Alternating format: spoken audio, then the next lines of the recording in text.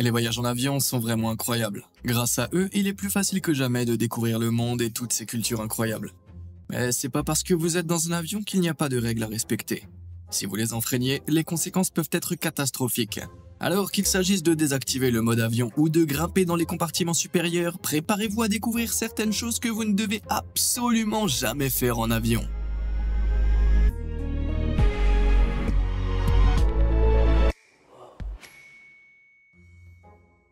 Spoil Shorts. Mes dernières vacances ont mal commencé. Je venais à peine de monter dans l'avion que l'hôtesse de l'air m'a dit que je devais retirer mon costume de Batman ou alors descendre. Il s'avère que les compagnies aériennes ont des codes vestimentaires. De plus, chaque compagnie aérienne a ses propres codes, qui peuvent varier en fonction du pays où vous vous rendez. Ouais, plutôt déroutant, non? Vous voyez, certains pays comme l'Indonésie sont majoritairement musulmans, et à ce titre s'habillent de manière plus conservatrice que d'autres. Si vous vous rendez dans ces pays, il est donc poli de se couvrir avant de monter dans l'avion. Mais il vaut mieux se renseigner sur les codes vestimentaires avant de monter dans n'importe quel avion. Les vêtements sales, déchirés ou trop révélateurs peuvent enfreindre les codes et vous faire expulser de l'avion. Ce qui est logique. Mais parfois, des choses aussi anodines que des tongs peuvent aussi vous valoir d'être expulsés. Sans déconner, en juillet 2021, la culturiste turque Deniz Saypinar a fait la une des journaux lorsqu'elle a tenté de monter à bord d'un vol America Airlines à destination de Miami. Apparemment, son short était trop court, alors elle a été attachée à un des sièges avec du ruban adhésif et laissée là. Ouais, bon, pas vraiment, elle s'est juste vue refuser l'accès à l'avion. Quelqu'un a effectivement été attaché à un siège avec du ruban adhésif, mais pour une raison très différente. Mais vous devrez rester dans les parages pour le découvrir. Quoi qu'il en soit, après s'être vue refuser l'accès à l'avion, Saypinar était tellement bouleversée qu'elle s'est tournée vers les réseaux sociaux pour exprimer sa frustration. Selon la culturiste, elle n'était pas du tout habillée de manière provocante, et toute cette histoire était une atteinte à ses libertés en tant que femme. Ouais, qu'est-ce que vous en pensez? Le personnel de la compagnie aérienne a-t-il eu raison ou Saypinar a-t-elle raison? Un homme aurait-il été refusé à bord s'il avait porté la même tenue? Faites-moi part de votre avis dans les commentaires ci-dessous. Pas de signal, pas de problème. Vous avez probablement entendu des histoires horribles sur ce qui se passait si vous ne mettiez pas votre téléphone portable en mode avion pendant un vol. Les avions tomberont du ciel, ça sera le chaos. Eh bien, vous serez heureux d'apprendre que c'est pas tout à fait vrai, mais vous devriez tout de même l'activer. Lorsque vous le faites, ça empêche le téléphone de rechercher un signal. Certains équipements des pilotes utilisent les mêmes fréquences radio que les téléphones portables et les tablettes pour fonctionner. Ainsi, lorsque votre téléphone recherche un signal, il peut interférer et perturber leur fonctionnement. C'est un peu comme régler une radio analogique à l'ancienne. Lorsque deux stations sont sur une fréquence similaire, elles peuvent interférer l'une avec l'autre et rendre le signal imprécis. Et c'est la même chose ici. Les pilotes ont besoin de cet équipement pour savoir à quelle distance ils se trouvent du sol pendant le décollage et l'atterrissage. Ce qui est plutôt important, non? En effet, en janvier 2017, les pilotes d'un Boeing 737 ont perdu toutes leurs cartes et tous leurs ordinateurs pendant le vol. Ouais. Miraculeusement, ils ont réussi à maîtriser la situation et à éviter le crash. Mais les enquêteurs pensent que le signal du téléphone de quelqu'un pourrait en être la cause. Aussi effrayant que ça puisse paraître, aucun avion ne s'est jamais réellement écrasé à cause d'interférences avec un téléphone portable. Enfin, pas encore. Cependant, il est toujours préférable d'envoyer un SMS à votre mère après le vol et non pendant. Bonjour, ici votre commandant de bord. Ne pensez pas à mettre vos téléphones en mode avion pour l'instant. Cliquez plutôt sur les boutons j'aime et s'abonner. Ainsi, lorsqu'on atterrira, vous ne manquerez plus jamais une vidéo aussi incroyable que celle-ci. C'est fait? Très bien, alors profitez bien du reste du voyage. Le passager fantôme. J'ai pris l'avion à pas mal de reprises dans ma vie, et tous ces vols ont été assez ennuyeux. L'acteur américain Emerson Collins ne peut certainement pas en dire autant. En septembre 2022, Collins était à bord d'un avion lorsqu'il a soudainement commencé à entendre ceci.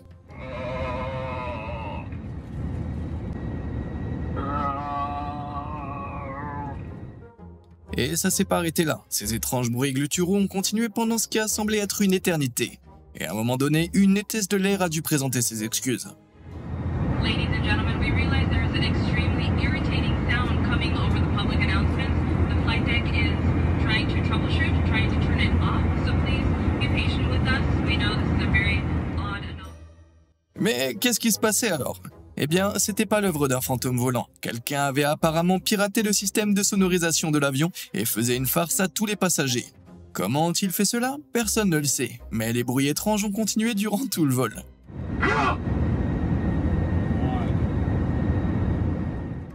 Si vous vous faisiez prendre en train de faire ça, vous pourriez certainement vous attendre à de graves conséquences juridiques. Mais à ma connaissance, personne n'a été grillé. Et le mystère reste encore entier à ce jour. La principale conséquence a donc été d'énerver le commandant de bord et le personnel de la cabine. Et je me plains pas, j'ai juste une nouvelle sonnerie. Vol sale. Je pense qu'on est tous d'accord pour dire que jeter des déchets par terre, c'est pas bien, mais les gens laissent leurs déchets pourrir dans les avions, ce sont les pires. Le personnel de bord est souvent payé que pour le temps passé en vol, donc s'il reste des déchets dans l'avion après l'atterrissage, ils ont la tâche dégoûtante de les nettoyer, sans même être payés. Et je veux vraiment dire dégoûtante. En plus des restes de nourriture, un agent de bord a rapporté avoir trouvé, accrochez-vous, d'innombrables couches sales et de sous-vêtements souillés fourrés dans les pochettes des sièges. Oh mon dieu, les couches c'est déjà assez dégueu, mais les sous-vêtements d'adultes? Allez. Et ça empire encore, d'autres agents ont trouvé des cathéters usagés, du papier toilette et même des bouteilles d'urine. Comment ont-ils pu? En fait, je veux pas savoir. S'il vous plaît, pour le bien-être mental des pauvres personnes chargées de nettoyer ce désordre derrière vous, ne laissez pas vos déchets dans les avions et ne mettez jamais, au grand jamais, votre nourriture dans les pochettes des sièges. Vous n'avez aucune idée des horreurs qui s'y sont trouvées auparavant. Passager particulier. Vous me prenez pas, j'adore les animaux de compagnie, mais je voudrais pas en emmener un avec moi dans un avion. Malgré ça, certaines compagnies aériennes autorisent toutes sortes d'animaux à bord, à condition qu'ils se comportent bien. D'autres n'autorisent que les animaux d'assistance, comme les chiens guides. Mais pour contourner cette règle, les gens ont commencé à emmener leurs animaux de compagnie à bord et à prétendre qu'il s'agissait d'animaux d'assistance afin que ceux-ci puissent voyager gratuitement. On parle ici de chevaux guides, de paons et même de cochons. Et ces soi-disant animaux d'assistance se déchaînaient souvent, faisant leurs besoins partout, faisant du bruit et semant généralement le chaos. Et à cause de ça, une nouvelle loi a été votée, interdisant à tous les animaux d'assistance autres que les chiens de voyager en avion. Mais certaines personnes trouvent ça injuste pour ceux qui en ont vraiment besoin. Quoi qu'il en soit, il y a bien pire qu'un paon à emmener dans l'avion. En effet, en 2012, un homme a attrapé un cobra égyptien sauvage et l'a mis dans son bagage à main pour le ramener à son magasin de reptiles au Koweït. Il a réussi à le faire monter dans l'avion, mais une fois assis, il s'est avéré difficile de contrôler le reptile agité. Les cobras égyptiens sont très agressifs et extrêmement venimeux. Après une brève lutte, le serpent l'a mordu et s'est échappé dans la cabine. C'était le chaos total. D'après ce que j'ai compris, l'homme a survécu malgré sa stupidité. Mais dans la panique qui a suivi, l'avion a dû effectuer un atterrissage d'urgence afin que le serpent puisse être maîtrisé. Et moi qui pensais que le film Snakes on a Plane était ridicule. Quelques années plus tard, en 2016, un événement encore plus terrifiant s'est produit. Une passagère d'un vol à destination de Montréal se détendait sur son iPad, lorsqu'elle a soudainement senti un chatouillement sur sa jambe. En baissant les yeux, elle a réalisé avec effroi qu'il s'agissait d'une énorme tarentule. Elle l'a chassée d'un geste brusque, mais ce n'était pas la seule. Quelqu'un avait emmené 2 araignées à bord pour les ramener chez lui comme animaux de compagnie. Les passagers ont donc été contraints de rester debout sur leur siège pendant le reste du vol pour éviter ces bestioles rampantes. Ouais, je suis le seul à avoir des démangeaisons là. Les commandes interdites. Je sais pas pour vous, mais chaque fois que je prends l'avion, il faut environ 5 minutes pour que ma bouche devienne aussi sèche que le désert du Sahara. Mais lorsque le chariot de rafraîchissement tant attendu passe, réfléchissez à 2 fois avant de passer votre commande. Plus précisément, ne choisissez pas de thé ou de café. Les réservoirs d'eau des avions sont souvent vieux et pleins de bactéries. Et le thé, le café et même la glace qu'ils utilisent, probablement. Ce qui signifie que votre thé pourrait vous rendre malade. Ouais, dégueu.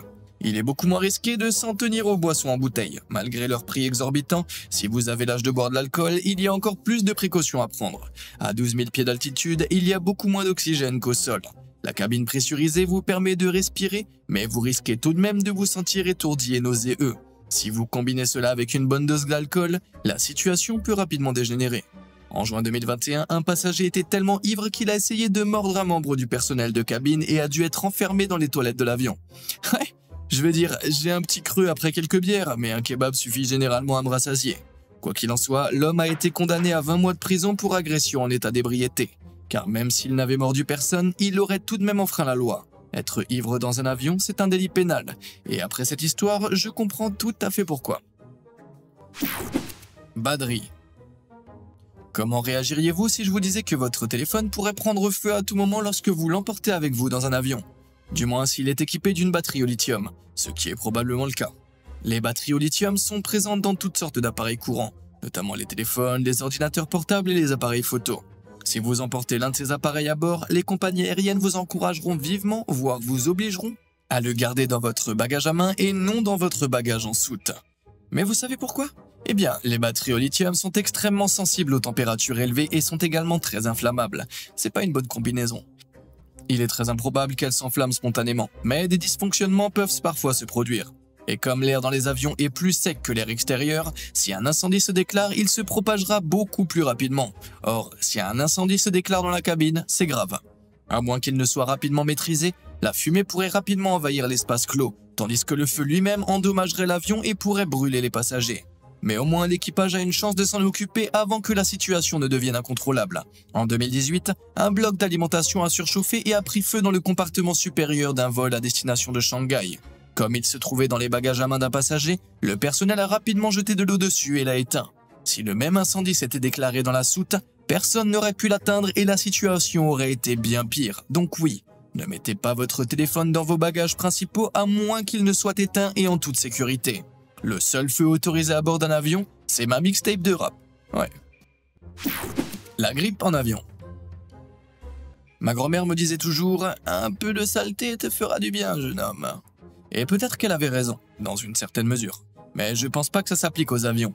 Les cabines d'avion sont des espaces compacts et clos où s'entassent de nombreuses personnes et où l'air en circulation est limité. Un air que tout le monde respire et se transmet les uns aux autres.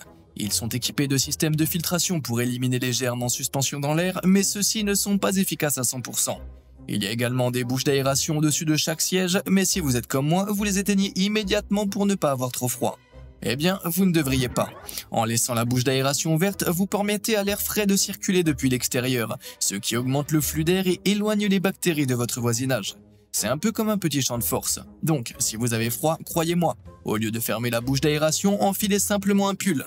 Bouche d'aération ouverte, champ de force activé, Mr. Sulu. C'est l'heure des germes. Bon, on sait tous que les agents de bord trouvent des choses vraiment dégoûtantes à bord des avions. On sait également que les germes peuvent se propager rapidement dans l'espace confiné de la cabine. Sachant cela, enlèveriez-vous vos chaussettes pour marcher pieds nus? Après tout, le sol a probablement été souillé par des vomissures, des excréments et toutes sortes de substances répugnantes. Faudrait être fou pour faire ça, non? Eh bien, apparemment, certaines personnes sont aussi folles que ça. Et pire encore, elles mettent leurs pieds sales sous le nez des autres. Ouais, je peux pas imaginer quelque chose de plus dégoûtant que de me retrouver voir ces monstruosités aux orteils pointus à côté de moi. Sérieux? C'est pas seulement dégoûtant, c'est aussi très peu hygiénique. Mais les guerriers pieds nus ne sont pas les seuls propagateurs de germes que vous pourriez rencontrer, oh non. Un vacancier malchanceux s'est retrouvé assis derrière ça. Pourquoi? C'est tout ce que je veux savoir. Je serais tenté de tirer fort sur ses cheveux s'ils n'avaient pas l'air si sales, mais ils sont probablement plus propres que les couvertures que les compagnies aériennes fournissent parfois à bord. Apparemment, il y a rarement assez de temps pour les nettoyer toutes entre les vols, alors elles sont souvent réutilisées. Ouais. Peu importe la quantité de désinfectant pour les mains que vous utilisez, si vous avez une couverture couverte de morve et de bave sur vous, vous aurez quand même une tonne de germes à gérer. Et si le personnel n'a pas de temps de nettoyer des couvertures, pensez-vous qu'il ait le temps de nettoyer les fenêtres? Non, je ne pense pas. Évitez donc de poser votre tête dessus. Elles n'ont peut-être pas l'air sales, mais les bactéries sont microscopiques, et pendant que vous somnolez contre la fenêtre, elles pourraient se multiplier sur votre visage. Bon, on en a probablement eu assez d'entendre parler de choses dégoûtantes, mais j'ai gardé le plus scandaleux pour la fin. Cette femme a été surprise en train de sécher ses sous-vêtements avec les bouches d'aération. Ouais, j'ai officiellement perdu toute foi en l'humanité. Les lits dans les compartiments à bagages. Je sais pas pour vous, mais mon bagage à main déborde toujours de Twinkies. Ainsi, lorsque je le range dans le compartiment de bagages pendant le vol, je peux facilement me lever et en prendre quelques-uns lorsque j'ai un petit creux. Mais je serais très surpris si je me levais et me retrouvais face à face avec une personne couchée là-dedans. Ouais, il devait être évident que les compartiments supérieurs sont destinés aux bagages et non aux êtres humains. Étonnamment cependant, beaucoup de gens essayent encore de s'y glisser. Plus surprenant encore, ce sont les agents de bord qui sont les plus grands coupables. Parfois, ils le font comme une sorte de cérémonie d'initiation pour les nouveaux venus, d'autres fois juste pour Insta. Ce qui est bizarre, mais relativement inoffensif. Sur un vol Southwest Airlines en 2019, un agent s'est même assis dans un compartiment à bagages et a accueilli les passagers à leur embarquement. Parfois, cependant, ce n'est pas si inoffensif. En 2011, un employé de Virgin Blue a été licencié après avoir pris dans ses bras le jeune enfant d'un passager et l'avoir mis dans l'un des compartiments à bagages. Ouais, vous avez bien entendu. Apparemment, l'agent de bord ne faisait que participer au jeu de cache-cache de la famille, mais la mère et le père de l'enfant n'ont certainement pas vu ça de la même façon. Alors oui, j'aurais jamais pensé dire cela, mais ne mettez jamais d'enfants dans les compartiments à bagages. Ok? Cool. Sous pression. Vous avez déjà passé des heures à l'aéroport à faire la queue, à vous enregistrer et à passer à la douane, et à être épuisé. Lorsque vous montez enfin dans l'avion, tout ce que vous voulez, c'est dormir, non? En tout cas, c'est mon cas. Mais attendez, vous ne voulez pas vraiment faire ça. Du moins pas tout de suite. Vous voyez, lorsqu'un avion décolle, la pression atmosphérique à l'intérieur de la cabine change rapidement. Ça crée une différence de pression entre l'extérieur et l'intérieur de vos oreilles, ce qui crée un vide et empêche vos tympans de vibrer normalement. Si vous avez déjà vécu cette expérience, vous connaissez cette sensation désagréable d'oreilles bouchées. La bonne nouvelle, c'est que vous pouvez facilement y remédier en bâillant ou en déglutissant. Ces actions ouvrent la trompe de stage dans vos oreilles, qui régule la pression, permettant à l'air d'entrer et de réduire la pression. Plutôt simple. Cependant, si vous dormez, vous ne pouvez pas le faire. Et si vous laissez la pression s'accumuler, ça peut très vite devenir très grave. Je parle de vertiges, de saignements de nez et même de perte auditive permanente. Donc essayez de garder les yeux ouverts jusqu'à ce que l'avion soit en sécurité dans le ciel, puis vous pourrez dormir autant que vous le souhaitez. Assurez-vous simplement de vous réveiller à temps pour l'atterrissage car la pression atmosphérique change à nouveau lorsque vous descendez. Contact Chaos.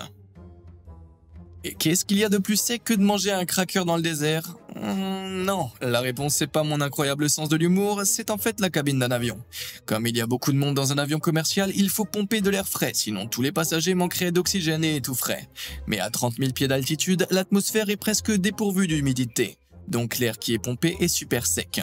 C'est pas seulement inconfortable, ça peut être vraiment dangereux. Du moins si vous portez des lentilles de contact. En effet, l'air sec déshydrate vos yeux, ce qui dans la plupart des cas les rend simplement inconfortables. Mais ça peut également provoquer un resserrement des lentilles autour de vos yeux et des déchirures microscopiques de la cornée, c'est-à-dire la couche externe de l'œil. Donc si vous devez porter vos lentilles à bord, assurez-vous d'emporter des gouttes pour les yeux afin de soulager la sécheresse. Et ne jamais dormir avec, vous pourriez vous réveiller avec l'impression que quelqu'un a plongé des charbons ardents dans vos orbites. Mais bon, vu les choix de diffusion de certains films en plein vol, ce serait pas une si mauvaise alternative.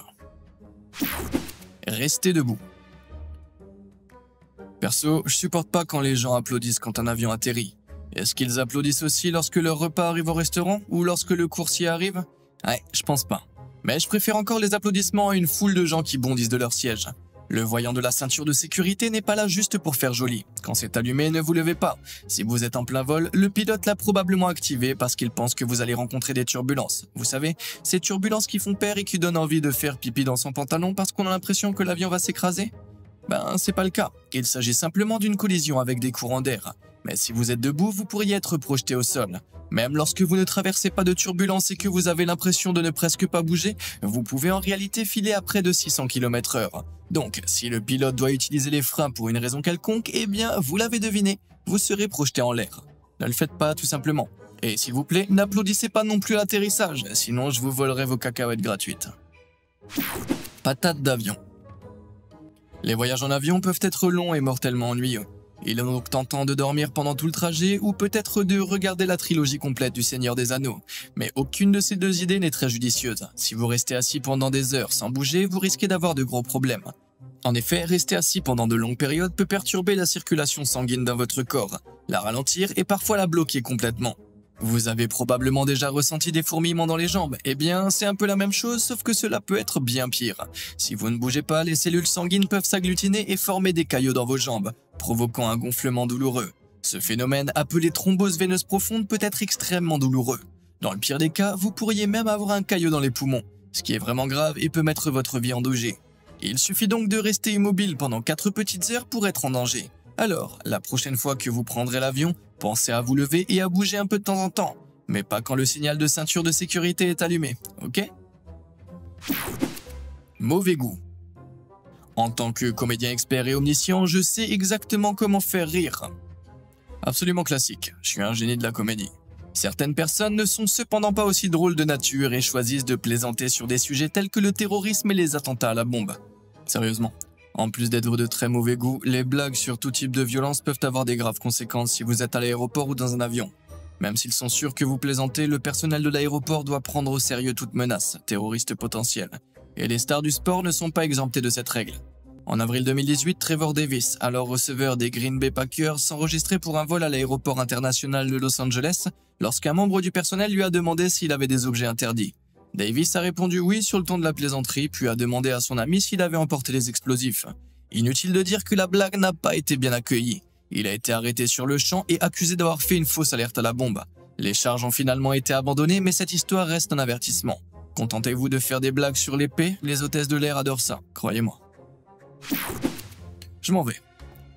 Bon, quand on parle de choses à jamais faire dans un avion, il y en a une qui est tellement évidente qu'on pourrait penser que personne n'oserait jamais la faire. Vous devinez de quoi je parle? Si vous avez répondu ouvrir la porte de l'avion en plein vol, bah vous avez raison. Mais croyez-le ou non, quelqu'un a bel et bien essayé de le faire en juillet 2021. Ouais, à bord d'un avion de la compagnie aérienne American Airlines à destination de la Caroline du Nord, une femme s'est soudainement levée de son siège et a commencé à agresser les agents de bord, avant de courir vers la porte avant de l'avion et d'essayer désespérément de l'ouvrir. Heureusement, les membres du personnel de la cabine se sont jetés sur elle et ont réussi à la maîtriser avant que quelque chose de grave ne se produise. Mais craignant qu'elle ne recommence, ils ont décidé de l'attacher à son siège avec du ruban adhésif pour le reste du vol. Bon sang, il s'avère que cette femme souffrait d'une sorte de crise psychotique, ce qui est en fait assez triste. Mais être dans cet avion a dû être l'une des expériences les plus terrifiantes qui soit. En réalité, même si la femme avait réussi à maîtriser les agents de bord, l'avion aurait été en sécurité. Contrairement à ce que vous avez pu voir dans les films hollywoodiens, il est impossible d'ouvrir la porte d'un avion en vol. L'intérieur d'un avion est pressurisé, ce qui signifie qu'à haute altitude, une pression d'environ 1100 livres s'exerce sur chaque pied carré de la porte. Et comme elle s'ouvre vers l'intérieur, il faudrait surmonter cette immense pression pour pouvoir ouvrir la porte, ce qu'aucun être humain n'est assez fort pour le faire. Ouais, c'est bon à savoir, je suppose. Mais comme vous l'avez vu, c'est pas parce que c'est impossible que vous vous en tirez en essayant de le faire. En plus d'être potentiellement attaché à un siège, vous pourriez également faire l'objet de poursuites judiciaires à votre arrivée. Ouais, on dirait une situation assez collante. Sur ce jeu de mots incroyablement drôle, notre vol touche à sa fin. Lequel de ces faits vous a le plus choqué? Et avez-vous des anecdotes folles à partager sur les avions? Eh bien, on vient d'atterrir dans la section commentaires, alors faites-moi le savoir ci-dessous. Et comme d'habitude et jusqu'à la prochaine fois, merci de nous avoir suivis.